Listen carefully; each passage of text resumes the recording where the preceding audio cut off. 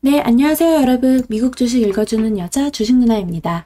9월 13일 월요일 아침, 우리가 잠든 사이 밤새 미국 증시에선 어떤 일이 있었는지 체크해드리도록 하겠습니다. 네, 뉴욕 증시 하락 마감했습니다. 다우지수 마이너스 0.78%, 그리고 S&P 500 지수 마이너스 0.77%, 나스닥 지수 마이너스 0.87%. 네, 모두 다 좀 하방이 열린 그런 모습으로 좀 끝이 났는데요. 지난 뉴욕 증시는 이 바이든 미 대통령과 시진핑 중국 국가주석 간의 전화통화 소식에도 불구하고 애플이 큰 폭의 하락세를 보이면서, 그리고 또 인플레이션 우려가 부각되면서 3대 지수 모두 하락했습니다. 애플이 이넷 구매를 강요할 수 없다는 법원 판결이 나오면서 그런 소식에 3% 넘게 하락을 했는데요. 이럼으로써 좀 증시 하락을 이끌었다라고 볼 수가 있어요.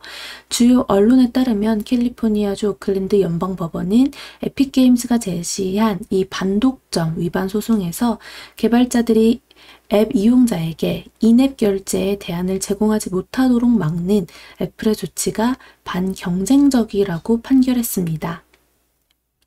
법원은 애플의 90일 이내에 개발자들이 앱스토어에 올리는 앱의 외부 결제 서비스를 연결할 수 있도록 허용하라는 명령도 함께 내렸습니다. 인앱 결제가 금지되면 애플의 순이익이 연간 수십억 달러 감소될 것으로 전망되고 있는데요.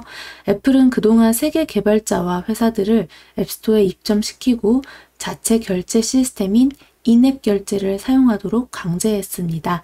이 과정에서 결제가 이루어질 때마다 30%의 수수료를 통행세처럼 챙긴다라는 비판을 받은 바 있었고요. 다만 이 캘리포니아주 오클랜드 연방법원은 애플이 모바일 게임 시장에서 독점 기업이 아니라는 점을 확인했습니다. 네, 그래서 지금 이제 애플 같은 경우 또 어떻게 조정이 나올지 우리가 또 지켜봐야 되겠네요. 또 인플레이션 우려가 지속되고 있는 점도 이 증시에 부담으로 작용이 되었습니다. 미 노동부가 발표한 8월 생산자 물가지수 PPI인데요. PPI는 전년 동월 대비 8.3% 상승했습니다. 이는 2010년 이후 최고치였는데요. 전월 대비로는 0.7% 상승해 시장 예상치를 웃돌았습니다. 다만 7월 PPI는 1.0% 상승했었는데 그때의 상승폭보다는 좀 둔화됐죠. 식품과 에너지를 제외한 8월 근원 PPI는 전월 대비 0.6% 상승해 시장 예상치를 웃돌았습니다. 인플레이션 우려가 여전한 가운데 페드가 완화적 통화 정책 전환에 나설 환경이 조성되고 있다는 전망에 커지는 모습인데요. 최근 페드 인사들은 연내 테이퍼링 가능성을 시사해왔고 시장에서는 9월 FOMC 회의에서 10월 혹은 11월 테이퍼링 시작을 위한 합의가 나올 것으로 전망하고 있습니다. 네, 이번 주 뉴욕 증시는 좀 소비자 물가지수 CPI죠. CPI랑 소매 판매에 따라 조정 장세가 지속될지 주목하면서 우리가 좀 지켜봐야 할 듯합니다. 애널리스트들은 통상적으로 9월이 연중 주식시장에서 가장 부진할 것으로 예상을 해왔고 또 올해는 9월 하순부터 10월까지 예산안이나 부채 한도 협상을 앞두고 있어 정치적 불확실성이 증시에 부담이 될 가능성이 있다라고 보고 있습니다. 또한 이번 주에는 예산안 논쟁도 또다시 부각될 것으로 보입니다. 민주당은 3조 5천억 달러 규모의 예산안을 공화당 지원 없이 통과시키기 위한 예산 조정 절차를 진행하고 있고 또 하원 12개 상임위가 오는 15일까지 예산안을 각각 제출하면 이를 취합해 심사에 들어갈 예정입니다. 투자자들은 이번 법안에 담길 구체적인 증세 계획을 주목할 것으로 보입니다. 그리고 코로나19 델타 변이 우려가 지속되고 있는 점도 여전히 증시에는 부담으로 작용이 되고 있습니다. 조 바이든 대통령은 코로나19 확산세가 계속되자 백신 의무화라는 특단의 대책을 발표했는데요.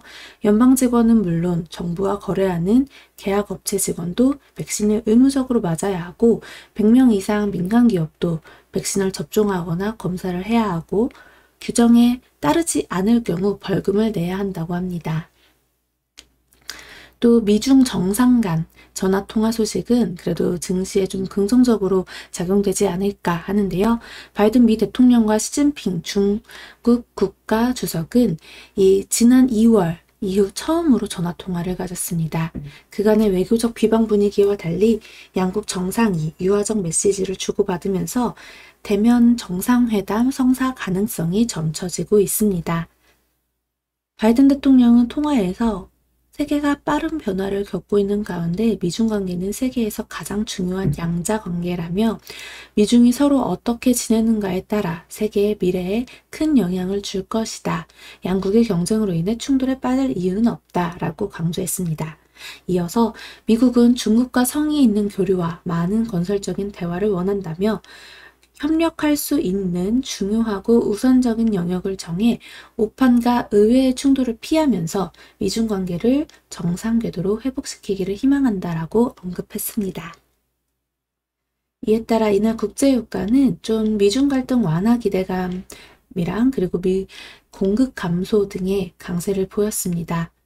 WTI 10월 인도분 가격은 전거래일보다 1.58달러 플러스 2.32% 상승한 69.72달러에 거래 마감되었습니다. 네, 종목별로 좀 체크를 해보면요. 아무래도 이제 좀 나스닥 기술주 위주의 종목들, 아무래도 애플이 좀 3%나 하락을 하면서, 네, 이렇게 좀 증시 하락 압력을 줬고, 또 이날 넷플릭스랑 페이스북 같은 경우는 좀 강보합으로 마감한 반면에, 구글 같은 경우는 또 1.86% 하락했네요. 또 법원이 이제 애플에 다른 경로를 통해 앱을 구매할 수 있도록 개발자들이 외부 결제용 링크를 넣는 것을 허용하라고 명령하자 기업들은 최대 30%에 달하는 애플의 앱스토어 이 결제 수수료를 피할 것으로 예상이 되잖아요. 이에 따라 비디오 게임 업체랑 게임 개발사들의 주가가 상승했습니다. 진가는 6.28% 급등했고 액티비전 블리자드는 2.04% 상승했습니다. 또 테슬라 같은 경우는 아크 인베스트먼트가 ETF 대장주인 테슬라를 약 1억 달러 이상 매도했다라는 소식에 2.46% 하락했습니다. 좀 이렇게 전체적으로 봤을 때 반도체 쪽은요, 나쁘지 않았죠, 흐름. 근데 이제 전자결제 쪽도 좀 조정이 크게 나왔고, 전체적으로 좀 하락세인 섹터들이 많이 보였습니다. 여행항공 카지노 쪽도 마찬가지고, 에너지 쪽, 전체적으로 좀 시장이 지지부진 힘이 없는 장이었습니다. 하지만 이제 우리나라 장 같은 경우는요, 그래도 금요일 날 좀 어느 정도 우리가 예상했듯이 코스피가 좀 저점을 한번 만들고 찍고 출렁였다가 쭉 끌어올려서 끝이 났어요. 다행히 기관의 수급으로 끌어올렸는데요.